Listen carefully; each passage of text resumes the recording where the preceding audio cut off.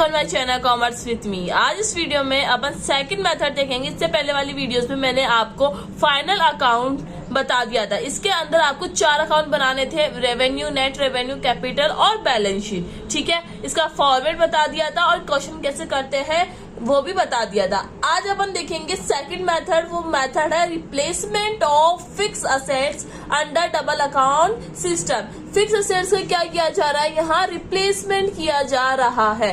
तो इस मेथड में आपको क्या करना पड़ेगा, आपको 3 चीजों पे ध्यान देना पड़ेगा। पहला देना पड़ेगा calculation of current cost. Current cost की कैलकुलेशन कैसे फाइंड करते हैं, कैपिटल कॉस्ट की कैलकुलेशन कैसे फाइंड करते हैं, और इसमें जनरल एंट्रीज होगी। बस ये 3 स्टेप्स है। अगर आपको इन 3 स्टेप आ जाते हैं तो आप सेकंड मेथड आप इजीली कर सकते हो। ठीक है, अब आपके सामने एक पॉइंट आता है कि ये करंट कॉस्ट क्या होती है और कैपिटल कॉस्ट क्या होती है। तो इसे समझने के लिए मैं आपको बुक में दिखाती हूँ।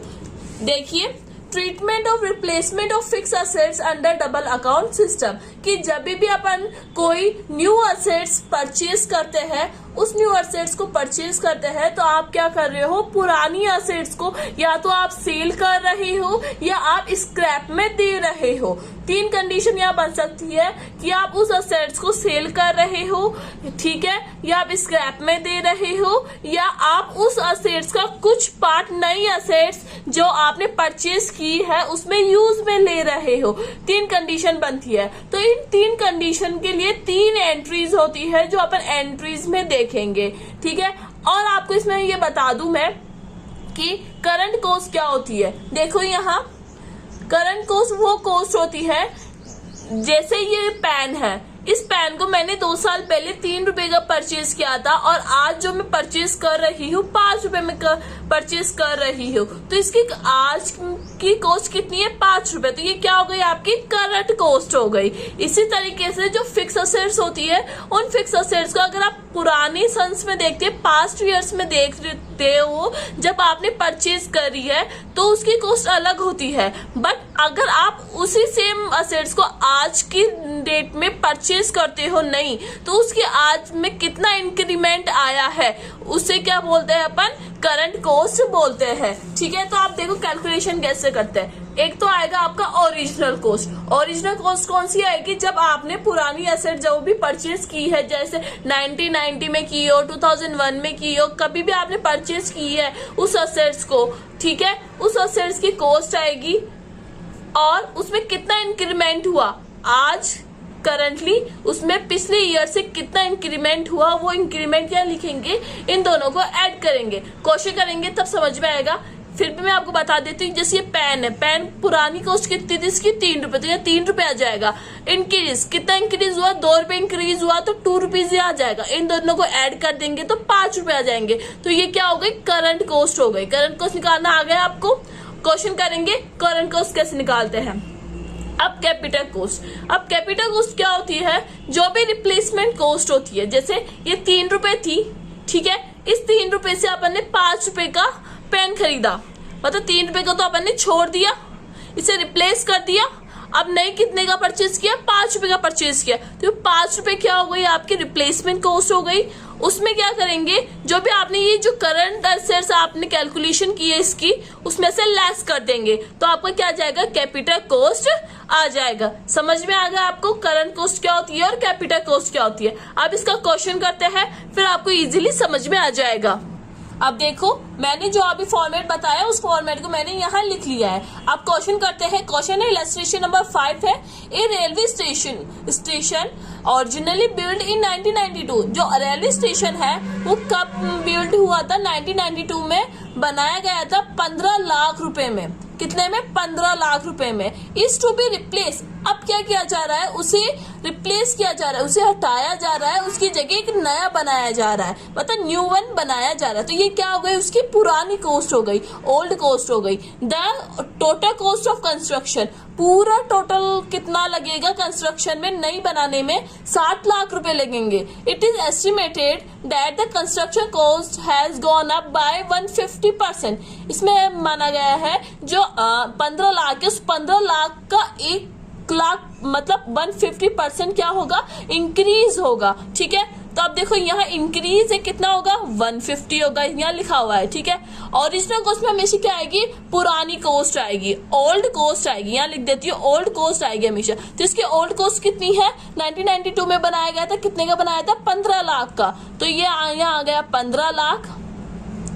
15 लाख में क्या करेंगे, ऐड करेंगे 150%, किसका, इसी का ही 150%। तो देखिए 15 लाख का 150%, तो 22,50,000, मतलब अब इसमें ना 22,50,000 और लगेंगे, जिससे उसकी आज की कितनी कॉस्ट है वो आपको पता लग जाएगी। अब इसमें ऐड कर देते हैं 15 लाख, तो क्या होगा 37,50,000। तो ये क्या आ गई, आपकी करंट कॉस्ट आ गई। क्या किया मैंने, पुरानी कॉस्ट लिखी, इसमें आगे बोल दिया गॉन अप। गॉन अप मतलब इंक्रीज होना, जहां भी इंक्रीज होना आ जाए, गॉन अप लिखना आ जाए, तो इसका मतलब क्या है, वो इंक्रीज हो रहा है, 150 से इंक्रीज हो रहा है। इसका 150 निकाला, 22,50,000, तो इनको क्या कर दिया, ऐड कर दिया, तो आपकी करंट कॉस्ट आ गई।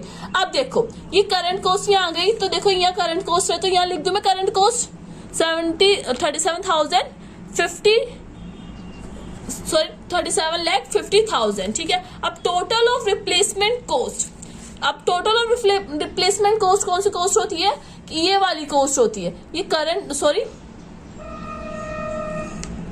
Total of replacement cost. Total of replacement cost आपको क्वेश्चन में गिवन है 60 लाख। तो टोटल क्वेश्चन लिखा हुआ है ना, total cost of construction 60 lakh, तो यहाँ लिख दूं मैं 60 लाख, ठीक है। अभी 60 लाख और इसको क्या कर देंगे, इसमें से 37,000 लेस कर देंगे, 60 लाख लेस कर दिया तो क्या आएगा 22,50,000 रुपीज। तो आपको आ गया समझ में कि करंट कॉस्ट कैसे करते हैं और कैपिटल कॉस्ट कैसे कैलकुलेट करते हैं। अब इसकी जनरल एंट्रीज देखेंगे, अपन देखेंगे जनरल एंट्री। अब अपन ने अभी तक क्या देखा कि करंट कॉस्ट कैसे निकाला जाता है और रिप्लेसमेंट कॉस्ट कैसे निकाली जाती है, ठीक है। अब आपको मैंने बताया कि आप ओल्ड असेट्स को क्या कर रहे हो, रिप्लेस कर रहे हो, उसकी जगह नई असेट्स ला रहे हो या नई असेट्स आप परचेज कर रहे हो, अपन ने ये देखा।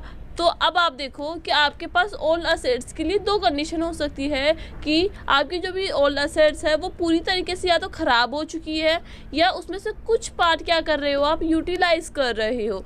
मतलब आप ऐसे मान लो कि जो 50% है ओल्ड असेट्स का वो क्या हो गई, ख़राब हो चुकी है ना, और 50% जो बचा है उसे क्या कर रहे हो, आप यूटिलाइज कर रहे हो नई असेट्स में, ठीक है। तो इनकी भी क्या होनी चाहिए, एंट्री होनी चाहिए। तो इन एंट्रीज को अपन देखेंगे कि जब स्क्रैप हो जाता है, असेट स्क्रैप हो जाता है, उसे सेल करने के बाद जो आपको पैसा मिलता है, इसे क्या किया जाएगा, स्क्रैप के बाद सेल किया जाएगा। सेल से क्या आएगा, आपके पास पैसा आएगा, मनी आएगा। तो इसकी भी क्या होगी, आपकी एंट्री होगी, जनरल एंट्री। तो ये कौन सी एंट्री होगी वो अभी देखेंगे अपन। अब देखो, अब यूटिलाइज, इसमें से 50% स्क्रैप हो गया, पर जो 50% जो बचा है असेट्स, उस 50% में से क्या कर रहा है कि उसको यूटिलाइज कर रहे हैं, नई असेट्स में यूटिलाइज कर रहे हैं, ठीक है। जैसे एक बिल्डिंग है, बिल्डिंग 50 लाख रुपए की बनाई गई थी, ठीक है, बट उसमें से जैसे उसकी ब्रिक्स हुई वो अभी यूटिलाइज कर सकते हैं, तो उसका पैसा अपन क्या कर सकते हैं, यूटिलाइज कर सकते हैं उन ब्रिक्स को नई बिल्डिंग बनाने में। तो वो क्या हो गया, अपन यूटिलाइज कर रहे हो पुराने असेट्स में से नए असेट्स में, ठीक है। तो आप यूटिलाइज करेंगे तो इस यूटिलाइज की भी क्या होगी, एंट्री होगी, ठीक है। उसकी भी अपन जनरल एंट्री देखेंगे। अब आप एंट्रीज देख लेते हैं इनकी। पहली एंट्री है for expenditure on new assets. नई असेट्स पे अपन जो भी खर्चा करते हैं उसके लिए कौन सी एंट्री होती है, work account debited, replacement account debited to bank, ये वाली एंट्री होती है। अब सबसे इम्पोर्टेंट और सबसे मेन एंट्री यही होती है। अगर आपकी ये सही होती है तो आपका क्वेश्चन पूरा इजीली हो जाता है। बट आपको इसका ध्यान रखना है कि जो वर्क अकाउंट डेबिट करते हैं उसमें जो अमाउंट आएगा वो अमाउंट क्या आएगा, अब अपन ने कैपिटल कॉस्ट निकाला था, उस कैपिटल कॉस्ट में से क्या कर देंगे, जो भी मटेरियल अपन ने यूज़ लिया है ओल्ड असेट्स का जो भी मटेरियल अपन ने यूज़ किया है उसे क्या कर देंगे, लेस कर देंगे। जो भी लेस करने के बाद जो अमाउंट आएगा वो किस में लिखेंगे, वर्क अकाउंट में लिखेंगे। सेकेंड है रिप्लेसमेंट अकाउंट। रिप्लेसमेंट अकाउंट में कौन सा अमाउंट आएगा, वो अमाउंट आएगा करंट कॉस्ट का। अभी अपन ने देखा था कि करंट कॉस्ट कैसे निकालते हैं, निकालने के बाद अपन वो जो अमाउंट आता है वो यहाँ लिख देंगे। फिर इन दोनों का टोटल करके बैंक में आ जाएगा। अभी अपन प्रैक्टिकल करेंगे तब आपको इजीली समझ में आ जाएगा। सेकंड देखिए, अभी मैंने बताया कि अपन क्या कर रहे हैं, स्क्रैप कर रहे हैं, स्क्रैप है, स्क्रैप करने के बाद क्या कर रहे हैं, सेल कर रहे हैं। ऑल असेट को क्या कर रहे हैं अपन, सेल कर रहे हैं। तो sale of any material of the all assets, all assets का कोई भी मटेरियल अपन सेल करते हैं तब क्या आएगा, आपके पास पैसा आ रहा है, तो पैसा आ रहा है इसका मतलब क्या हो गया, bank account debited to replacement account. जैसे असेट्स थी आपकी 1 लाख रुपए की, ठीक है, उसका 50% कितना हुआ, 50,000 हुआ। तो इस 50,000 को क्या किया जा रहा है, अपन सेल कर रहे हैं, तो 50,000 क्या आ जाएगा, यहाँ अमाउंट में आ जाएगा। जितने का अपन सेल करते हैं वो अमाउंट आपका यहाँ आ जाएगा। समझ में आ गया, आई सेल का हो गया। अब सेकंड क्या है, यूटिलाइज करें, ऑल असेट्स को क्या करें, यूटिलाइज करें नई असेट्स में, ठीक है। तो असेट्स में यूटिलाइज कर रहे हैं, तो अब देखो क्या आएगा, work account debited to replacement account. जितना अमाउंट यूटिलाइज करें 50,000, तो यहाँ 50,000 यहाँ आ जाएगा, यूटिलाइज कर रहे हैं। फोर्थ है आपका, for transfer the balance of replacement account. Replacement account में जो भी बैलेंस ट्रांसफर करते हैं उसकी एंट्री ये होती है। अब इलस्ट्रेशन नंबर 7 देखेंगे। इलस्ट्रेशन नंबर 7 में आपको करंट कॉस्ट कैसे निकालते हैं, रिप्लेसमेंट कॉस्ट कैसे निकालते हैं, जनरल एंट्रीज देखेंगे और वैल्यूज पुट करेंगे। जो भी है अभी तक मैंने आपको समझाया वो सब आपको इस क्वेश्चन में मिल जाएगा। तो इस क्वेश्चन को इजीली देखना, धीरे धीरे समझाऊंगी, ठीक है।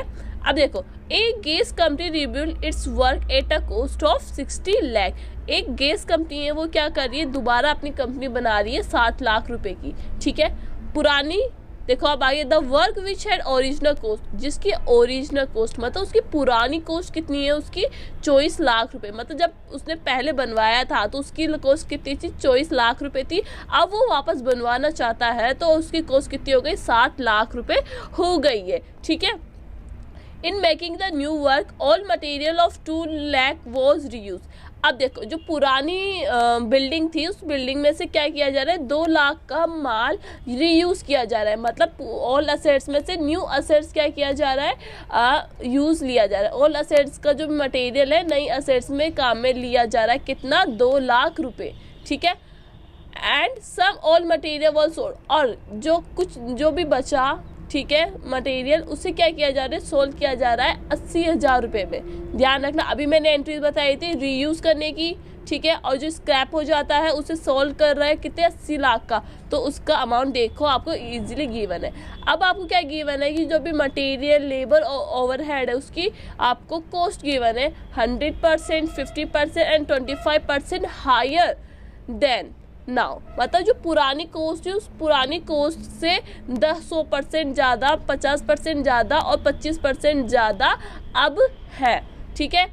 Then when the all work the original ratio of material, labour और ओवरहेड, इन तीनों का क्या गिवन है, आपको रेशियो गिवन है 6:3:1, ठीक है। और आपको जनरल एंट्रीज बनानी। ये क्वेश्चन आपका 2019 में भी आया था, तो ये आपका 2023 में भी आ सकता है। तो प्लीज़ इसको आप इजीली अच्छी तरह धीरे धीरे देखना, ठीक है। अब आपको सबसे पहले मैं बता दूं, आपको सबसे पहले मैंने बोला था आपको क्या फाइंड करना होता है, आपको फाइंड करना होता है करंट कॉस्ट। तो अपन सबसे पहले करंट कॉस्ट फाइंड करते हैं। तो कैसे फाइंड करते हैं उसका मैंने फॉर्मेट बताया था, क्या था, ओरिजिनल कॉस्ट लिखेंगे, उसमें से जितना भी इंक्रीज हुआ है वो लिखेंगे, उसमें से ऐड करने के बाद आपके पास करंट कॉस्ट आ जाती है, ठीक है। अब क्वेश्चन में देखिए आप, क्वेश्चन में आपको मटेरियल, लेबर और ओवरहेड तीनों की क्या गिवन है, करंट कॉस्ट गिवन है। तो करंट कॉस्ट किसकी निकलेगी, तीनों की ही निकलेगी। तो सबसे पहले अपन लिखेंगे मटेरियल। मटेरियल की करंट कॉस्ट कितनी है, देखो मटेरियल के लिए आपको करंट कॉस्ट कितनी गिवन है, 6:3:1। देखो यहाँ लिख रही हूँ 6:3:1 गिवन है। ये किस रेशियो का है, ये है आपके ओरिजिनल कॉस्ट की। तो क्वेश्चन में देखो, यहाँ क्वेश्चन में यहाँ देखिए, क्वेश्चन में यहाँ देखिए ओरिजिनल कॉस्ट 24 लाख। 24 लाख क्या है आपका, देखो इस 24 लाख में से जो 6 रेशियो है वो तो आपका मटेरियल का है, 24 लाख में से 3 रेशियो आपका लेबर का है, 24 लाख में से 1 रेशियो आपका ओवरहेड का है। तो इसमें से क्या करेंगे अपन, इनके ओरिजिनल कॉस्ट फाइंड करेंगे। तो मटेरियल आपका देखो 24 लाख में से क्या करेंगे, इसका रेशियो क्या है, 6/10, ठीक है। अब देखो यहाँ 24 लाख इंटू 6 डिवाइडेड बाय 10, तो क्या आया 14,40,000। तो 14,40,000 तो आपका मटेरियल का पैसा है। इसमें लेबर देखते हैं, लेबर देखिए 24 लाख, 24 लाख कितना लेबर का कितना है 3 रेशो, देखो 3 रेशो है तो 3/10, तो इसका 3/10 करेंगे। 24 लाख इंटू 3/10 तो क्या है 7,20,000 रुपीज़। तो 7,20,000 रुपीज़ आपका लेबर का हो गया। अब क्या बोल रहा है ओवरहेड, देखो ओवरहेड का कितना है 1 रेशियो, तो देखो यहाँ ओवरहेड लिख रही हूँ मैं, ओवरहेड 24 लाख का 1:10 तो कितना हो गया 2,40,000 रुपीज़ हो गया। ठीक है, इतना समझ में आया। अब देखो इसमें क्या किया जाता है, इसमें ऐड किया जाता है कि कितना इंक्रीज हुआ। मैंने बोला था ओरिजिनल कॉस्ट में क्या किया जाएगा, ऐड किया जाएगा इंक्रीज अमाउंट। तो इसमें जितना भी इंक्रीज अमाउंट है वो अपन ऐड करेंगे। अब देखो क्वेश्चन में क्या गिवन है, देखो यहाँ कि मटेरियल, लेबर और ओवरहेड तीनों, एक तो 100% से इंक्रीज हो रहा है, एक 50% से इंक्रीज हो रहा है, एक 25% से इंक्रीज हो रहा है। तो एक तो 100% से इंक्रीज होगा, एक 50% से इंक्रीज होगा और एक आपका 25% से इंक्रीज होगा। ये क्या है आपका इंक्रीज अमाउंट है।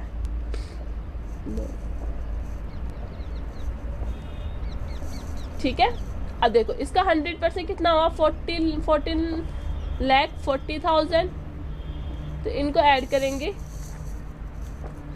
14,40,000 प्लस 14,40,000 तो 28,80,000 आपका मटेरियल का आ गया।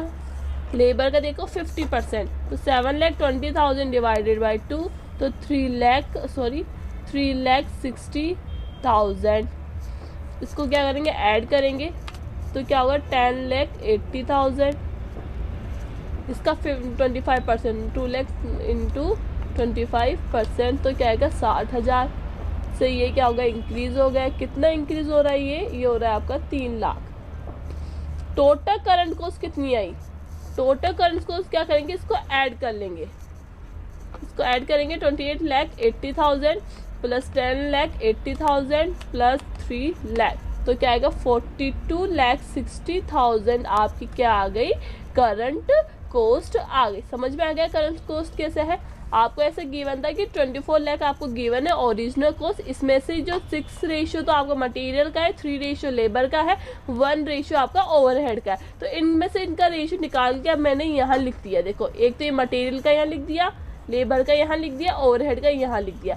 अब आगे क्या बोला था मैंने कि करंट कॉस्ट में ऐड करते हैं इंक्रीज अमाउंट, कितना इंक्रीज हो रहा है। तो इसमें आपको पहले बोला था कि 100% इंक्रीज हो रहा है, इस पर 50% इंक्रीज हो रहा है, इस पर 25% इंक्रीज हो रहा है। तो मैंने 14,40,000 का 100% निकाला तो यहाँ लिख दिया, 7,20,000 का 50% यहाँ लिख दिया और 2,40,000 का 25% यहाँ लिख दिया। फिर इसको इसमें से ऐड कर दिया, इन सबको ऐड करके यहाँ लिख दिया और इनका टोटल कर दिया तो आपका करंट कॉस्ट आ गया। दूसरा स्टेप क्या होता है, दूसरा स्टेप होता है कैपिटल कॉस्ट कैलकुलेट करना। पहला स्टेप क्या होता है करंट कॉस्ट कैलकुलेट करना, सेकंड स्टेप पे आता है, सेकंड स्टेप होता है आपका कैपिटल कॉस्ट कैलकुलेट करना। ठीक है, तो इसमें क्या होता है टोटल कॉस्ट ऑफ रिप्लेसमेंट, नई बिल्डिंग कितने की बन रही है वो अमाउंट अपन यहाँ लिखेंगे, उसमें से लेस कर देंगे आपका करंट कॉस्ट लेस कर देंगे। ठीक है, तो नई बिल्डिंग कितने की बन रही क्वेश्चन में देखते हैं। ये क्वेश्चन आपका रहा और नई बिल्डिंग आपकी बन रही है, नई बिल्डिंग देखो आपकी बन रही है 60 लाख, 60 लाख की आपकी नई बिल्डिंग बन रही है। ठीक है, तो 60 लाख अपन यहाँ लिखेंगे, उसमें से लेस कर देंगे आप करंट कॉस्ट जो अपन ने अभी कैलकुलेट की थी। अभी कैलकुलेट की थी कितना आया था 42,60,000, तो यहाँ लिख दूं 42,60,000 क्या कर देंगे लेस कर देंगे। जब भी आप करंट कॉस्ट लेस करते हो तो आपके पास क्या आ जाता है कैपिटल कॉस्ट आ जाती है। तो 17,40,000 आपकी कैपिटल कॉस्ट आ गई। तो फर्स्ट स्टेप क्या था करंट कॉस्ट निकालने का, फर्स्ट स्टेप था आपका करंट कॉस्ट निकालना, सेकंड स्टेप था आपका कैपिटल कॉस्ट निकालना, थर्ड स्टेप है आपका जर्नल एंट्रीज करना। ठीक है, जर्नल एंट्रीज मैंने आपको बता दी है ऑलरेडी। ये सारी जर्नल एंट्रीज है कि नया असेट्स परचेज करते हैं या कोई एक्सपेंडिचर करते हो तो आपकी ये एंट्री होगी, कोई ऑल असेट्स अगर सेल करते हो तो आपकी सेकेंड वाली एंट्री होगी, थर्ड एंट्री आपकी होगी अगर आप कोई ऑल मटेरियल यूज में ले रहे हो नई असेट्स में तो आपकी थर्ड वाली एंट्री होगी, और आपका रिप्लेसमेंट अकाउंट में जो बैलेंस बचता है उसकी एंट्री होगी। ये 4 एंट्रीज होगी इस सेकंड वाले मेथड में।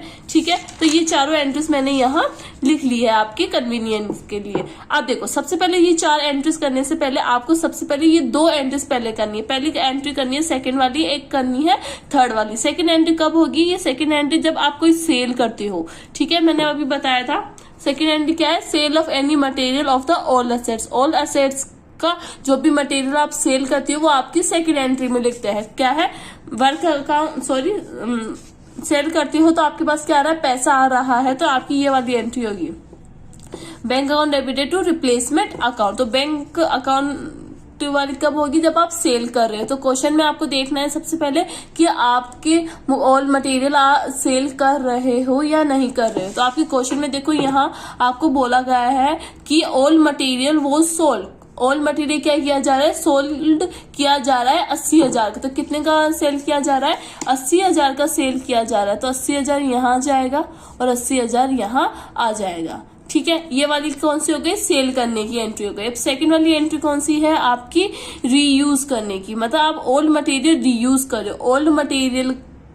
ओल्ड मटेरियल यूज में ले रहे हो नई असेट्स के लिए, तब आपकी सेकंड वाली एंट्री होगी। देखो यहाँ देखो, on utilising any old material in the new assets. New assets में अगर ओल्ड मटेरियल आप यूटिलाइज कर रहे हो तब आपकी कौन सी एंट्री होगी? Work account debited to replacement account होगी। तो अब क्वेश्चन में देखते हैं कि आपका रीयूज कर रहे हो या नहीं कर रहे हो। तो देखो यहाँ लिखा गया है, देखो old material of 2 lakh, 2 lakh का जो मटेरियल है वो रीयूज, वापस रीयूज कर रहे हो, वापस यूज में ले रहे हो 2 लाख रुपए। तो यहाँ आ जाएगा 2 लाख रुपए। तो सबसे पहले आपको ये 2 एंट्री जरूर करनी है। अगर सेल करते हैं तो आपकी ये वाली एंट्री होगी, और अगर आप रीयूज करते हो तब आपकी ये वाली एंट्री होगी। आपको नरेशन आपको लिख लेना है। ठीक है, अब आपके सबसे लास्ट एंट्री कौन सी होती है? फोर्थ वाली होती है, जो आपको सबसे लास्ट में करनी है। अब आपकी सबसे मेन एंट्री बचती है, वो बचती है आपकी फर्स्ट एंट्री, तो work account debited replacement account debited to bank. तो देखो ये वाली एंट्री है। ठीक है, तो वर्क अकाउंट में कौन सा अमाउंट आएगा? कैपिटल कॉस्ट जो भी अपन ने कैलकुलेट किया है उसमें से क्या करेंगे, जो भी मटेरियल अपन ने यूज में ले लिया है ऑल असेट्स में वो लेस कर देंगे। ठीक है, तो सबसे पहले देखिए कैपिटल कॉस्ट, तो आप भी अपन ने कैपिटल कॉस्ट निकाली थी। देखो यहाँ कैपिटल कॉस्ट अपन ने निकाला 17,40,000 रुपए। ये क्या हो गई? आपकी कैपिटल कॉस्ट हो गई। ठीक है, दूसरा क्या बोल रहा है कि यूज मटेरियल, जो भी मटेरियल आपने यूज में लिया है ऑल असेट्स का, तो अपन ने अभी रीयूज लिया है। देखो रीयूज लिया है कितना? 2 लाख रुपए का। तो ये 2 लाख रुपए क्या कर देंगे? इसमें से लेस कर देंगे। तो कितना बचा? ये बचा 765, 15,40,000। तो ये 15,40,000 आपका कहाँ जाएगा? वर्क में आ जाएगा यहाँ 15,40,000 रुपीज। ठीक है, अब आ गया इतना समझ में। अब देखो रिप्लेसमेंट अकाउंट, रिप्लेसमेंट अकाउंट में क्या लिखा है मैंने यहाँ ब्रैकेट में? Current cost. जो भी अपन ने करंट कॉस्ट कैलकुलेट किया है वो अमाउंट आपका यहाँ आएगा। तो करंट कॉस्ट अपन अभी कैलकुलेट किया था तो क्या आया था? 42,60,000। तो यहाँ लिख दूं मैं 42,60,000, मैंने यहाँ लिख दिया 42,60,000 रुपीज। अब इनको क्या कर लेंगे? ऐड कर लेंगे। ऐड करने के बाद अपन यहाँ लिख देंगे। तो क्या आ गया आपका? 58 लाख रुपीज आ गया। ठीक है, फर्स्ट एंट्री समझ में आ गए, सेकंड आ गए, थर्ड आ गए। सेकंड और थर्ड में तो आपको कंफ्यूजन ही नहीं होना। अगर रीयूज का अमाउंट दे दे तो एंट्री होगी वरना नहीं होगी। ठीक है, सेल कर रहे हो तो आपको bank account debited to replacement account आपको करना है। फर्स्ट एंट्री में आपको थोड़ी सी प्रॉब्लम आ सकती है, वो आ सकती है आपके वर्क में आ सकती है। वर्क का कैसे कैलकुलेट करते हैं अभी मैंने बताया। जो भी आपका कैपिटल कॉस्ट होती है उस कैपिटल कॉस्ट में से क्या कर देंगे? 2 लाख रुपीज लेस कर देंगे। मतलब आपकी करंट कॉस्ट ऑल मटेरियल का अमाउंट लेस कर देंगे। इतना समझ में आ गया? लिख दो रीयूज वाला अमाउंट। तो आपका 15,40,000 आ गया, ये आपका वर्क में आ जाएगा। तो एंट्रीज आई होप आपको समझ में आ गई होगी। लास्ट एंट्री आपकी revenue account debited to replacement account. देखो इसमें क्या होता है, जो भी बैलेंस है रिप्लेसमेंट, तो रिप्लेसमेंट देखते हैं कहाँ कहाँ आ रहा है। तो debit balance of replacement, credit balance of replacement, ठीक है। तो डेबिट बैलेंस देखते हैं कहाँ कहाँ है। एक तो यहाँ है 42,60,000, रिप्लेसमेंट कहाँ है 2 में, मतलब क्रेडिट में है, 2 लाख क्रेडिट में है, और यहाँ भी 2 लाख क्रेडिट में 80,000, ठीक है। तो क्या हो गया, 2,80,000 हो गए यहाँ। ये आपका डेबिट बैलेंस हुआ, ये आपका क्रेडिट बैलेंस हुआ। तो 42,60,000 में से क्या कर देंगे, 2,80,000 लेस कर देंगे, ठीक है। अब ये कितना बचा, देखो यहाँ लिखते 42,60,000 लेस 2,80,000, तो 39,80,000। तो 39,80,000 आपका रिप्लेसमेंट अकाउंट में आ गया। अब आपको यहाँ फिर से कंफ्यूजन हो रही होगी कि मैंने यहाँ क्या किया है। मैंने यहाँ किया है कि जो भी और रिप्लेसमेंट डेबिट बैलेंस, जितना भी रिप्लेसमेंट बैलेंस है डेबिट बैलेंस, उसमें से क्या कर देंगे, क्रेडिट बैलेंस लेस कर देंगे। तो मैंने डेबिट बैलेंस एक तरफ लिख दिया, क्रेडिट बैलेंस एक तरफ लिख दिया। तो डेबिट में से क्या कर दिया, क्रेडिट बैलेंस लेस कर दिया, तो क्या आ गया, 39,80,000 रुपीज आ गया। तो ये आपका मैंने यहाँ लिख दिया है, ठीक है। ये एंट्रीज थी मेथड, सेकंड मेथड की, ठीक है। अब ये चैप्टर कंप्लीट हो चुका है, तो इसमें आपको इंपॉर्टेंस क्वेश्चंस में बता देती हूँ, ठीक है। अभी तक मैंने आपको इलस्ट्रेशन नंबर 7 करवा दिया, ये बहुत इंपॉर्टेंट है आपको। अगर आप राजस्थान यूनिवर्सिटी से हो, कॉमर्स कॉलेज से हो, तो please please please second method जरूर करके जाना, क्योंकि डबल अकाउंट सिस्टम में सेकंड मेथड ही पूछता है, फर्स्ट वाला मेथड नहीं पूछता।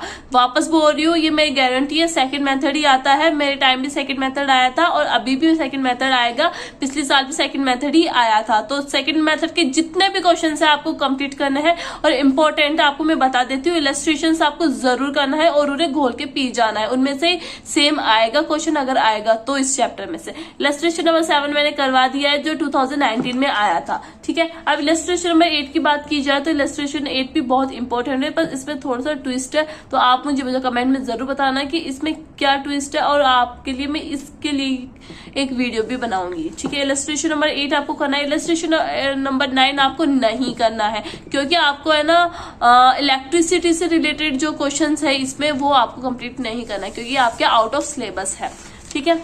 अब आपको बता दूं, illustration number 11 most important repeated होने वाले, बस अमाउंट चेंज हो जाएगा, क्वेश्चन यही आएगा। तो प्लीज इलस्ट्रेशन नंबर 11 को बिल्कुल भी इग्नोर मत करना, बहुत इंपॉर्टेंट है। एक बार नहीं, 2 बार नहीं, 3 बार 4 बार आप इसे करके जरूर जाइए, ठीक है। अब इलस्ट्रेशन नंबर 12, इलस्ट्रेशन नंबर 7, 8, ठीक है, 7, 8, 11 और 12 आपको जरूर करना है। उसमें से सबसे ज्यादा इंपॉर्टेंट है आपका इलस्ट्रेशन नंबर 11, ठीक है। आपको समझ में आ गया होगा, मेथड सेकंड कंप्लीट करना है। कोई भी डाउट है, कोई भी इंपॉर्टेंट क्वेश्चंस पूछना है, तो प्लीज मुझे जरूर कमेंट में लिखना, मैं आपको रिप्लाई जरूर करूंगी। Thank you for watching.